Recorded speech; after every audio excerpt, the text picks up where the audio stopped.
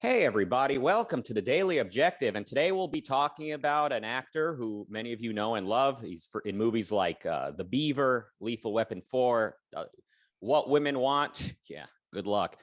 And he was canceled early on. I mean, if you want to use that term, we're going to get into if the word cancel is a little bit of a package deal at this point, the way it's used. But Mel Gibson was one of the early people in recent times, I guess about 10 years ago, to get in trouble for private conversations that were recorded and leaked, or a police officer leaking private remarks that he made, and he got in a lot of trouble. And in a weird way, I think it kind of it's like getting the chicken pox when you're a kid. It sucks, but it kind of grandfathered him in after that. So it's hard to get people to cancel him a second time, at least thus far. But he came under fire recently by an actor from West Wing named Joshua Malina, who says, how is this guy still working, referring to Mel Gibson. So we're going to get into this.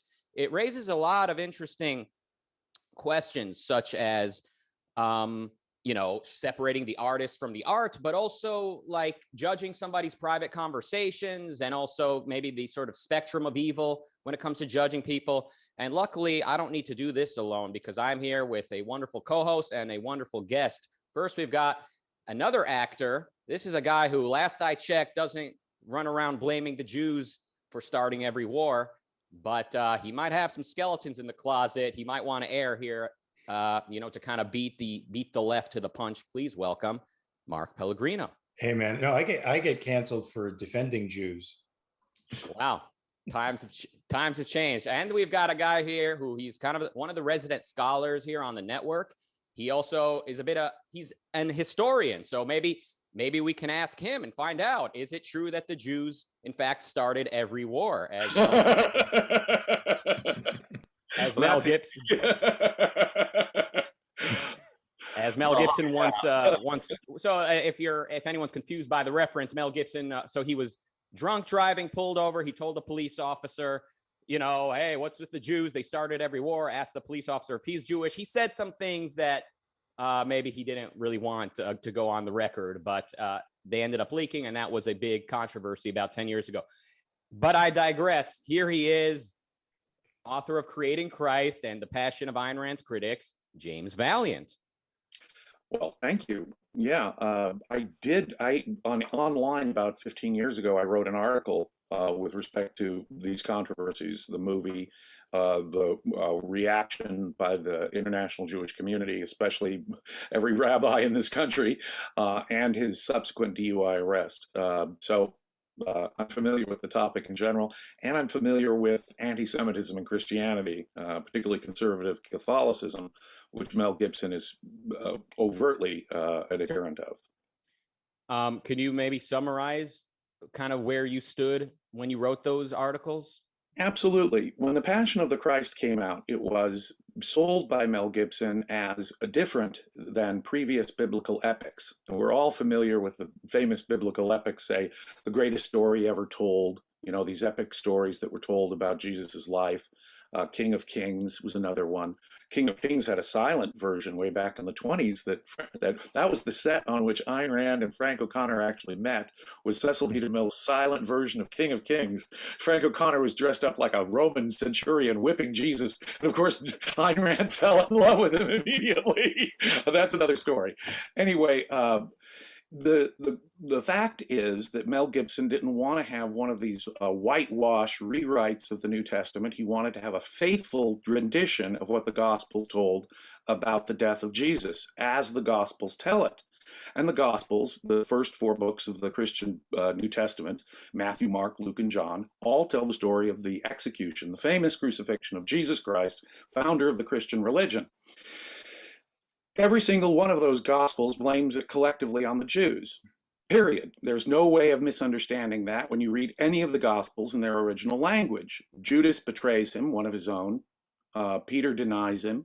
The Jewish Sanhedrin is constantly having arguments with Jesus about doctrine, so they have him arrested for violating Mosaic law, and in a kangaroo court, convict him. They send him off to Pilate, the Roman governor, who declares Jesus to be innocent in all four Gospels. outright, but a Jewish crowd gets really violent. And they're about to start a rebellion, and 3 times they have to demand crucify him before Pilate finally relents, and in sort of a political cartoon washes his hands of it all. And says, okay, crucify him. I'm relenting to the Jewish people. In the book of Matthew, it's even worse. Matthew has the Jewish crowd that demands Jesus' execution say, his blood is on us and on our children. Now, Mel Gibson, in his effort to see the other biblical epic movies made in the 1960s and before about Jesus, all cleaned all that up. Less so in the 20s, but by the 1960s, all the anti-Semitic aspects which are built into the Gospels had been cleaned up from all the Jesus movies. They blamed the Romans, which is totally upside down from the theme of the Gospels. Mel Gibson said, no, I'm going to do a faithful version of the Gospels and the death of Christ. He did it in Aramaic. He did, even though the Gospels are written originally in Greek, he wanted to be authentic because the local language of the Jews at the time was Aramaic. So in Aramaic, he had subtitles, mind you, for English or whatever the country it was playing in. But when the rabbis of America collectively and uniformly denounced the film as anti-Semitic, Mel Gibson's response was, wait, I was just doing what this is how the Bible tells the story. In order to appease them and mitigate that, he simply didn't put in subtitles, his blood is on us and on our children. They say it in Aramaic, so if you know Aramaic, it's still there, but he just didn't put it in the subtitle. So now, is that anti-Semitism? Yeah, in one sense. But then again, the Christian Bible is thoroughly anti-Semitic. Anti-Semitism is not a product of later resentments against the Jews or the Jews not accepting Christianity at all. It goes all the way back to the very first stories that told about Jesus' life and death. And so in one sense, Mel Gibson was simply being faithful to his conservative Christianity. So in that sense, Mel Gibson may be reflecting anti-Semitism, but it's a 2,000-year-old anti-Semitism. You know, when Passion Play performances were done during the Dark and Middle Ages, they would almost always cause mob violence against local Jews. Mob violence against local Jews. So it's the Bible that's anti-Semitic. It's the Jesus story that builds in anti-Semitism. So you can't really ascribe that to Mel Gibson. And when he said, look, I'm just doing the Bible, he was basically right. Mm-hmm. Now, the subsequent arrest in vino veritas goes the old statement, and he had been drinking. And so out comes, when he's arrested, all these, like you were pointing out, all these assertions about how Jews start all the wars and Jews are in control of Hollywood, even though he was a big director and producer at the time himself and a conservative Catholic. Mel Gibson is such a conservative Catholic. On his property, I think it's in the Santa Barbara area of Southern California, he actually built a Catholic church. He objected to the liberal reforms of the 1960s. Vatican II. Note this, in the 1960s, it took the Pope till the 1960s to collectively forgive the Jews for killing Jesus. The Pope and the Catholic Church, only in the 20th century, and only in the wake of the Holocaust, forgave the Jews collectively for executing Jesus. Now, the story's total fiction, in my mind. If Jesus was crucified, he was crucified by the Romans for being a rebel, if there was a Jesus. Not this at all. So his conservative Catholicism is plain, and he did not like the direction that the Catholic Church had taken. And so he wanted to form his own ultra-conservative Catholic, church there in Southern California. So this definitely reflects his ideology, I believe, and it is a distinctly extreme ideology even within Catholicism today. So in that sense, I do believe his religious ideas lean him in the direction of a severe anti-Semitism. And you could hear a ridiculous Jewish conspiracy jump coming out of his mouth. On the other hand, his presentation in the film The Passion of the Christ was, in my view, a faithful rendition. In all of its glory snuff film detail, was a faithful, movie version of the Gospels, much more faithful than earlier 20th century film versions of the life of Christ. Okay, sounds like the Passion of the Christ is not necessarily, it's not at all evidence or proof of Mel Gibson having a problem with the Jews. He is truly just adapting the New Testament into a faithful film.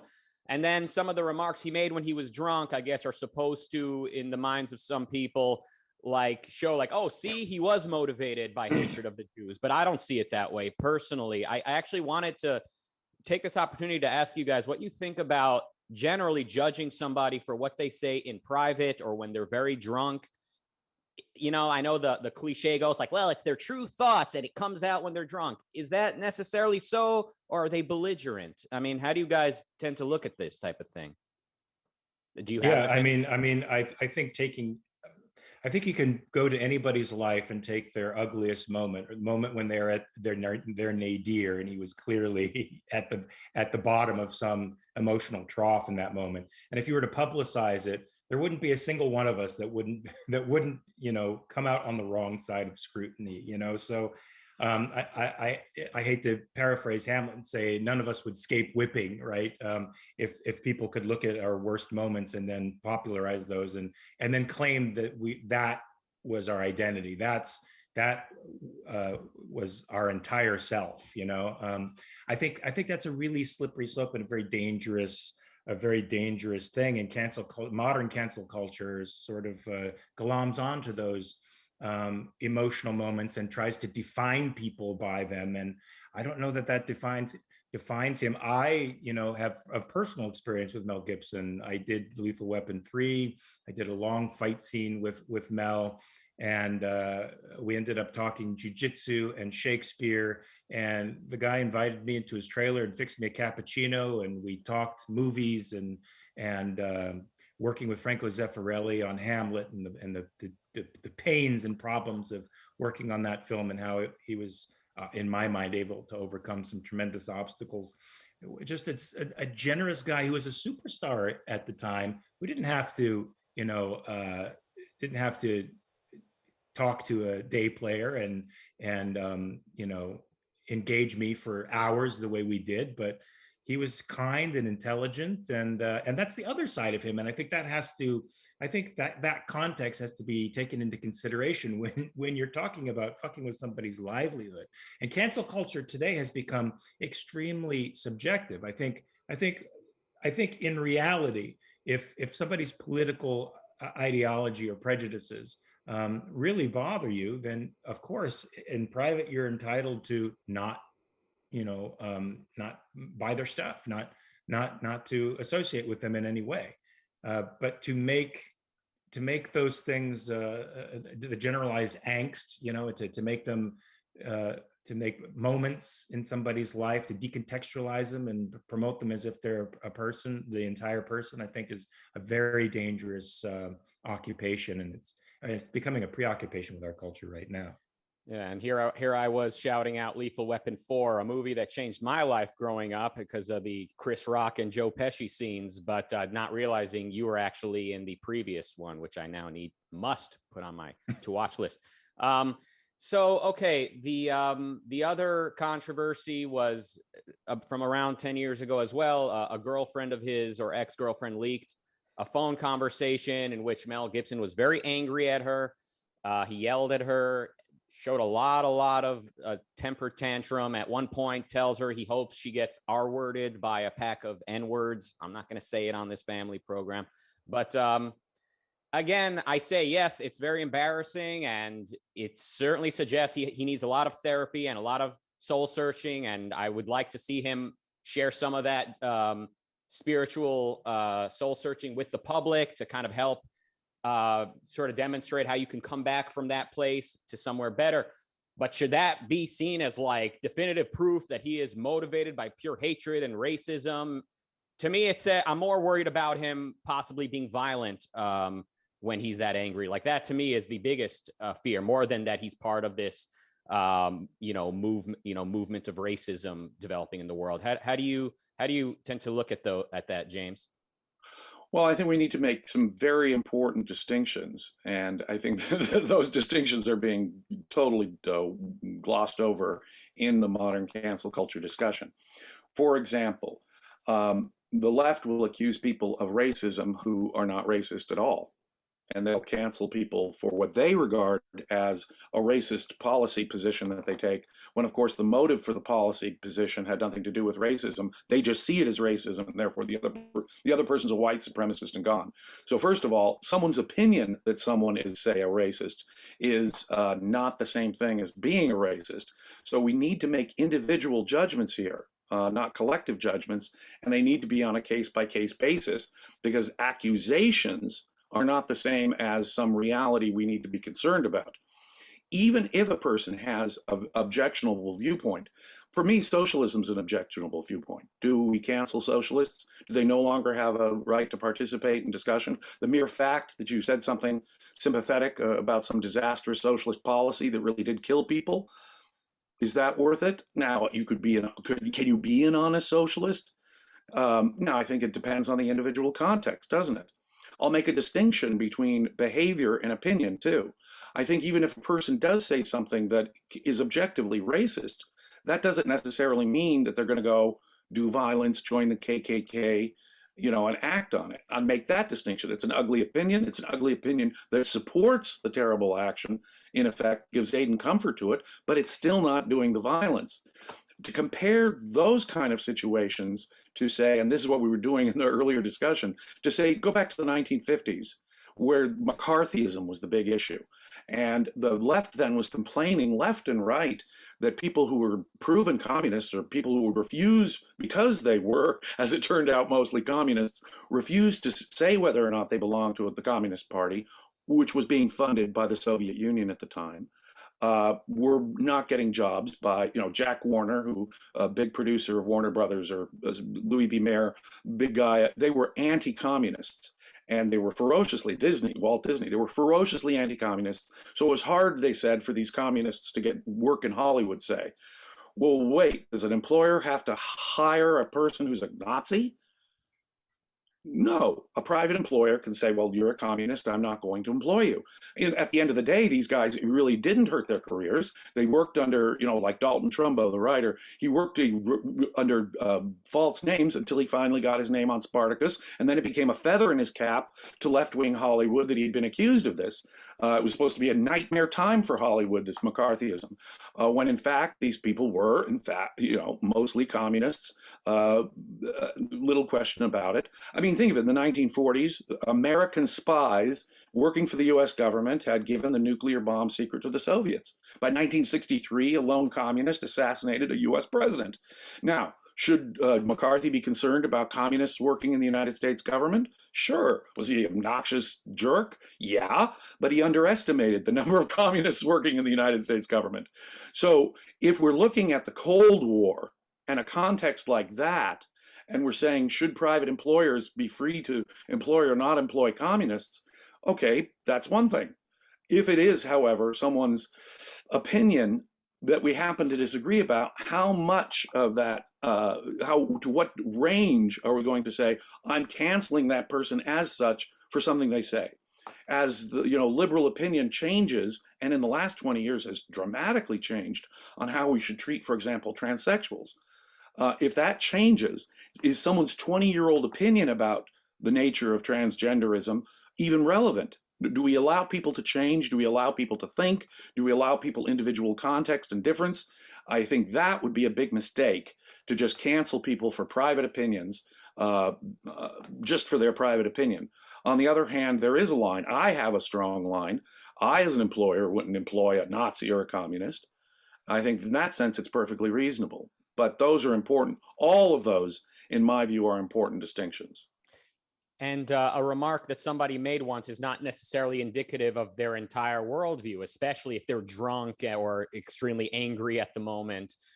So I've been thinking a lot lately about Platonic stuff, like how to Plato, like there's like a perfect form, and then like other rationalist philosophers they need, like, everything needs to be perfect in their system. I hope this is making sense with the vocabulary I'm using with you, James. Like, do I sometimes cancel things or people or the whole world in my mind when like one thing is wrong and I start to say, okay, throw it all out? Like, so I try to introspectively stop myself from reacting the way the mob reacts to somebody like Mel Gibson. And I'm wondering, I've wondered, does this come from philosophies like the one Plato gave the world, or is this just kind of something our subconscious does when we're not fully collected? And then Plato was sort of giving name to it. He was sort of spelling it out explicitly. Intrinsicism. Intrinsicism here is the enemy. It's the way religious people have been taught to think, the way Kant really just laid it in, the way Plato taught the West to think. Ideas are the ultimate reality, not this sensory world of particular facts in which we live.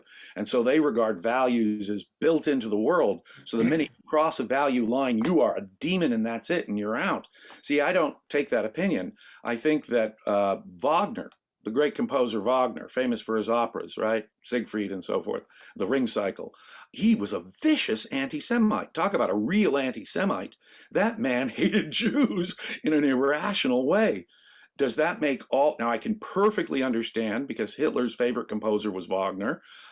My father had a friend who survived the Holocaust, in effect, and you couldn't play Wagner music in the house when he was over. Even, you know, the Ride of the Valkyries or something. Do I have sympathy for that? I sure do. And I would never have played Wagner to a Holocaust survivor. On the other hand, my evaluation of Wagner's music has to be separate from my understanding of him as an anti-Semite. And this is true of everyone. I mean, who really cares what an actor's political view, no offense, Mark, but who really cares what Einstein's view on politics was? He was a physicist. Who really cares what Mel Gibson's view on politics is? He's an actor and a director.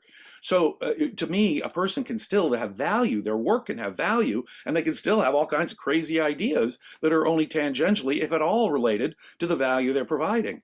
I think that distinction needs to be made as well. And so the line that we draw when we say, no, no, no, no, I'm not going to do any business. I'm never going to go see a Mel Gibson movie again, say. Or I'm Jack Warner. I'm never going to hire this Dalton Trumbo again as a writer. I think that has to be a very serious line in which you're saying, no, I'm promoting you and you are truly standing for evil. Mm-hmm. Mark, you've obviously worked with a lot of people that you strongly disagreed with fundamentally. Maybe a lot of them are on the other side of the aisle from Mel Gibson. They're more egalitarian and leftist, socialist, whatever. I mean, is this something you've ever struggled with, or has it been pretty kind of second nature for you to just kind of properly categorize things? Have you ever struggled with, like, do I want to work with this producer or alongside this actor? Anything like that ever come up in your life?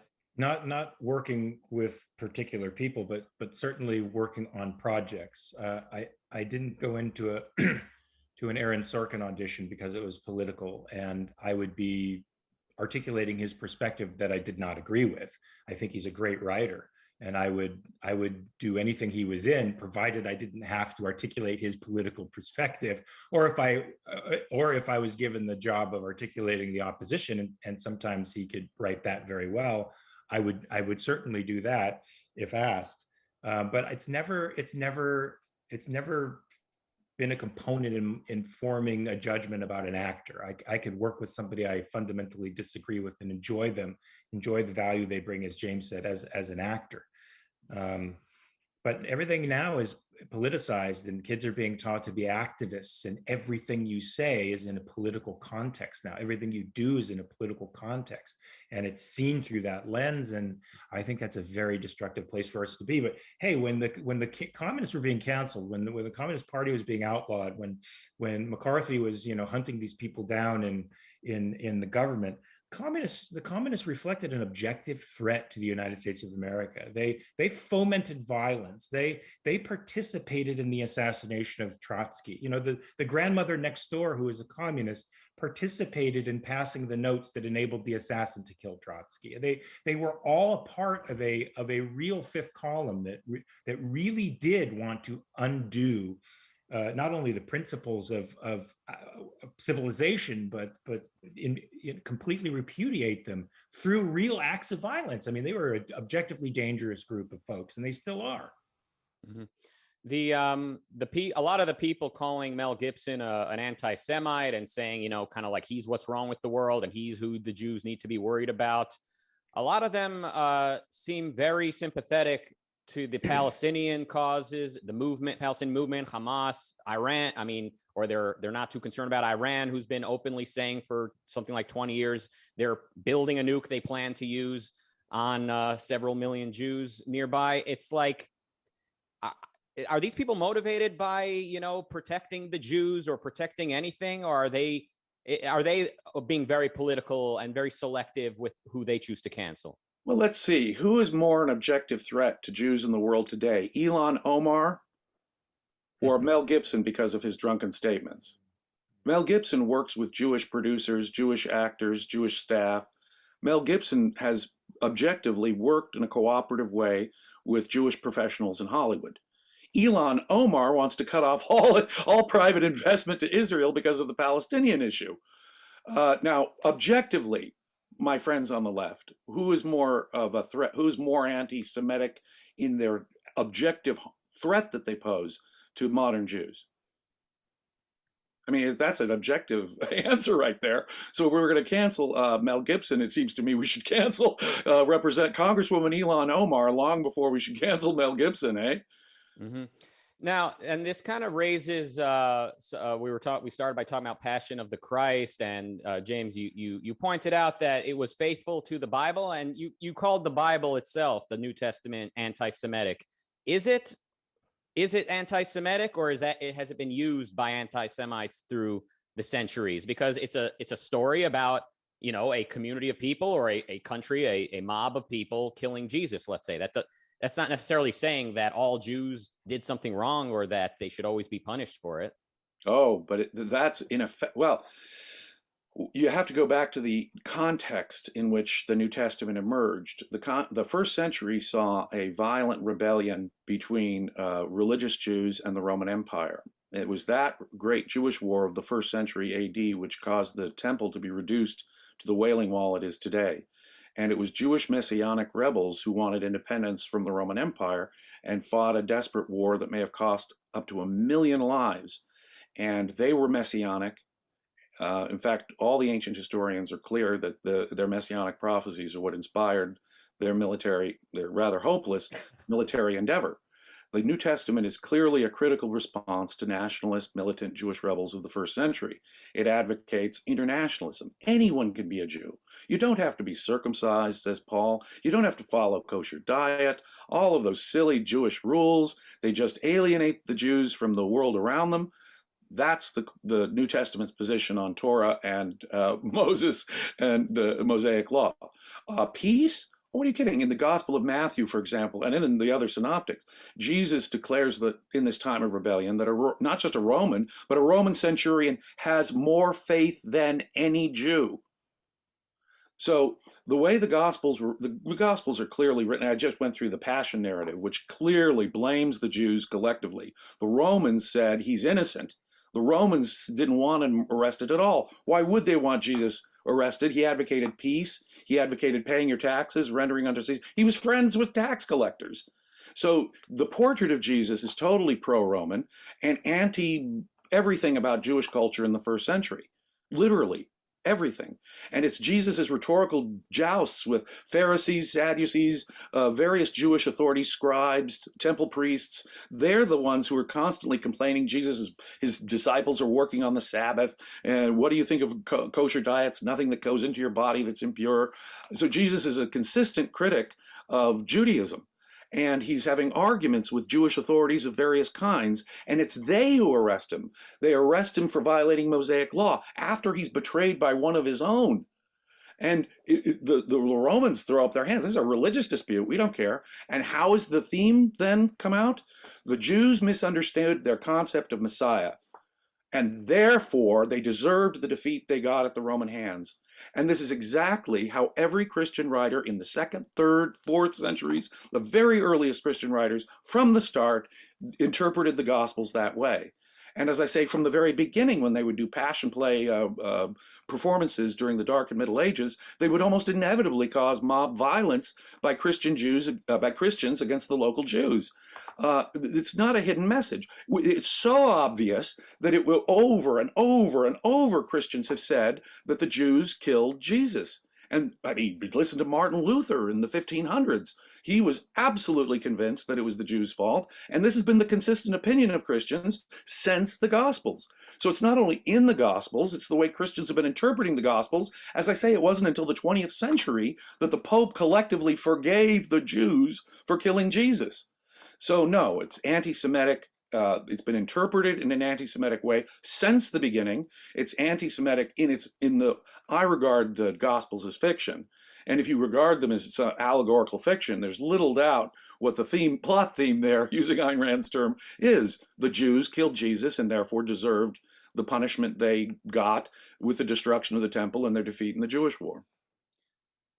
And all of that being the case, it sounds like we agree, all of us, that part of living in today's world is that we can't cancel all Christians. Like, we can't cancel Mel Gibson for reading the Bible and shooting a movie based on what he read in there. It is true. It sounds like the Catholic Church perpetuated anti-Semitism through the ages, and most or all Christian variants and sects have at least a little bit of that left. And I think the only way that'll ever be gone is when Christianity sort of dissolves into and is reduced down to a Christmas tree and saying, God bless you, and a better philosophy taking its place. I found the Holocaust did horrify American Christians.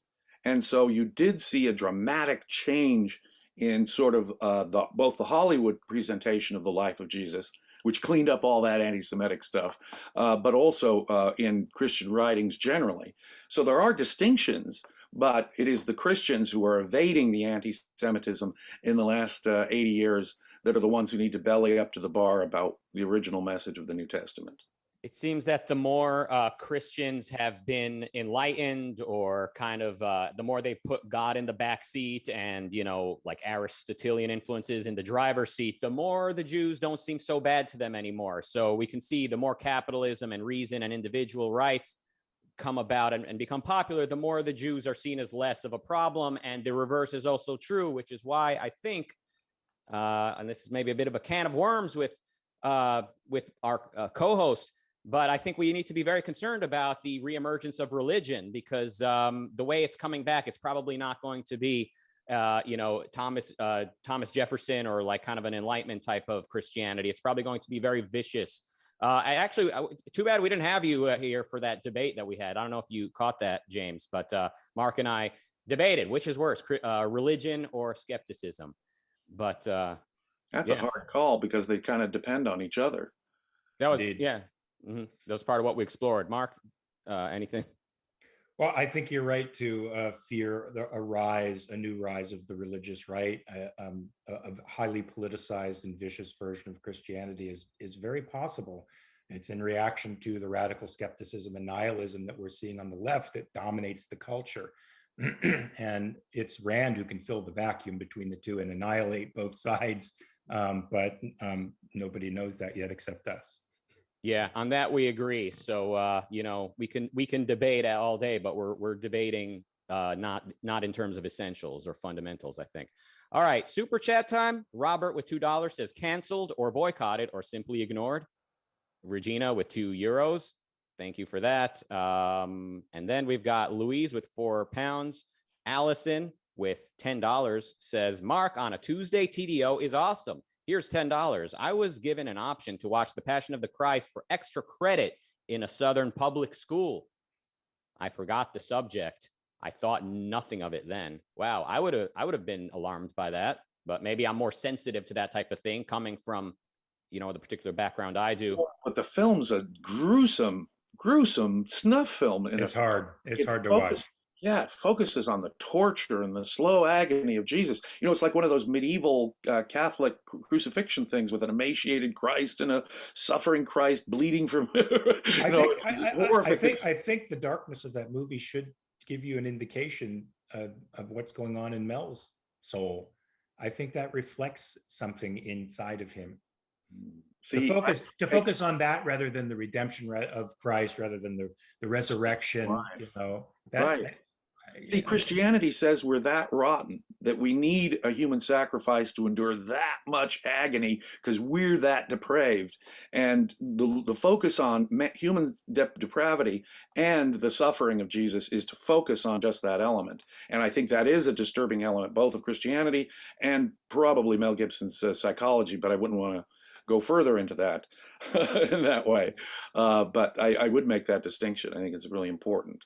It is interesting to me, after so many decades of the story of Jesus being sort of like watered down by Hollywood, to see that something like The Passion of the Christ is produced and is popular. Maybe that tells us something about the way the culture was starting to feel and kind of turn away from what I think a lot of people see as kind of a failed experiment. A lot of people, they see The Pursuit of Happiness as a goose chase, or they see individualism as sort of passé, and they look at maybe a decade like the 90s and saying, oh, look at all these miserable, self-mutilating, alienated youth. Maybe it's time to turn to something spiritual, so to speak. And that's around the time that Mel Gibson produced the movie he did. That's kind of how I tend to look at things a little bit. But I know it's hard anytime we're going to make such general statements. We're talking about millions or billions of people. So it's hard to make an excellent point. Mm-hmm. If the left produces a nihilistic culture, is that less or more objectionable than Mel Gibson, returning to primitive Christianity is sort of the answer, and this is where values come from? They're both wrong. They're both, one's radically subjectivist and nihilistic. The other is a moral intrinsicist with the most primitive sort of racist kind of religion. So both are wrong. But if we're going to cancel one, don't we cancel the? I mean, at what point do we draw a line here? The left would draw it, of course, all in their way. The right, I firmly believe, if they had the cultural upper hand, they would draw it in their way. Mm-hmm.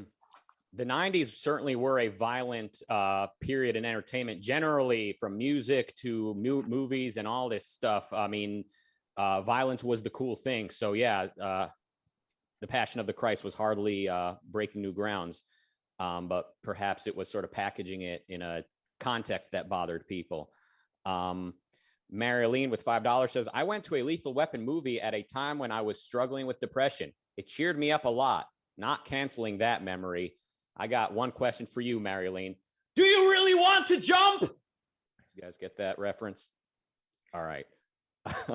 I might have just broken everybody's headphones just now, but I don't hear anything. I don't know if, okay, now I hear it. All right. Allison is, I can see laughter, but not hear it. You know, guys like me, we got to hear laughter to feel okay. Okay, I'll laugh out loud now. Please. Allison with $2.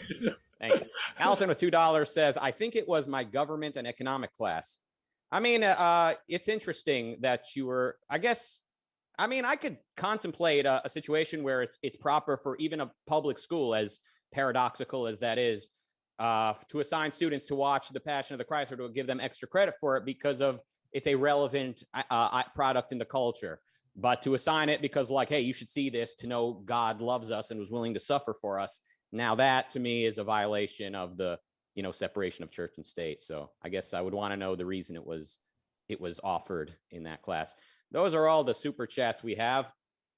Really interesting conversation. I guess Christianity is more hostile to the Jews than I even realized. James, I still haven't read your book, but I've seen you speak about its thesis, which is that Christianity is like Taco Bell. That's it. That's it. I would, everyone says, well, it can't be anti-Semitic because it's based on Judaism, and it certainly was aimed at the rebellious Jews of the time. So it had to be based on Judaism, but it also had to say, you guys really screwed up and made a big mistake. And so it was very critical, built in, that they would have to kill their misunderstanding the concept of Messiah. They killed their own Messiah.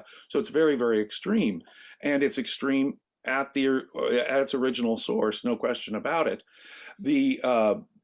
When I say Taco Bell, what I'm saying is Christianity bears the same relation to Judaism that Taco Bell does to authentic Mexican food. It is recreated for a foreign palate, made digestible for a foreign palate, and basically has only a vague resemblance to the original. Yeah. And the more capitalist and rational our culture gets, the more we will see actual Christianity reduced down to something fun and colorful and fast and hardly consequential in your life, unless you eat too much of it. And I just want to say, I love Taco Bell. I hope none of it was meant to disparage it. I think it's obviously. Oh, no, no. It's obviously a wonderful success story, and it made it into your book that way. All right. Well, coming up at 7 p.m. UK time, it's I Am Justice Study Group, which is Don Watkins' new book. Don will not be there this time, but he will be there and has been there other times. So non-members, this is your kind of coming to Jesus moment, if you will. Kind of like Mel Gibson just had a temper tantrum moment where you need to kind of reflect on where your life is going and think about if this is something you want to join. The answer is yes. 8:30 p.m. UK time.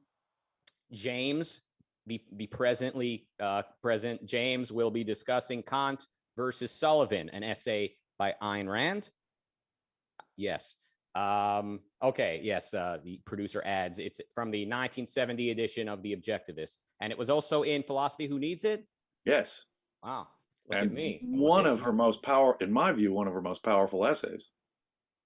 Awesome. All right, everybody. Well, I guess I'm happy to keep this going if you guys have any other thoughts, but otherwise we can jump over to Clubhouse for a little while if you guys are available for that. Are you guys I'll jump over with you. Cool. I may have to do a little review for the upcoming episode, but you guys have fun. All right. Thanks, James. Thanks, James. Real honor to have you here, and thank you, Mark. Thank you. See you guys back tomorrow for the Daily Objective, and goodbye. Take care. And then we got a super chat.